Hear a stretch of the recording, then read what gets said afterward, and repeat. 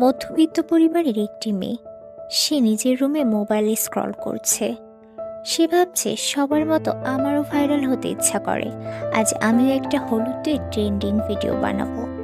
সে রান্নাঘরে যায় হলুদ আনতে, আর সে তার মাকে জিজ্ঞাসা করে, মা, হলুদ কোথায়? মায়ের মুখে চিন্তার ছাপ।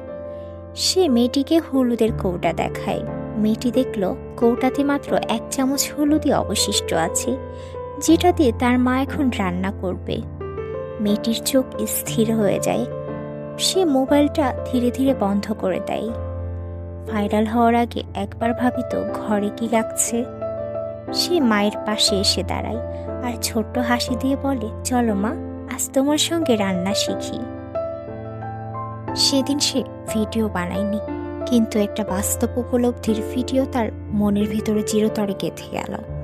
ভাইরাল হওয়ার আগে ভাবো তোমার ঘরের চাহিদা কতটা জরুরি। বাস্তবতা কখনো কখনো ট্রেন্ডের চেয়েও বেশি গুরুত্বপূর্ণ।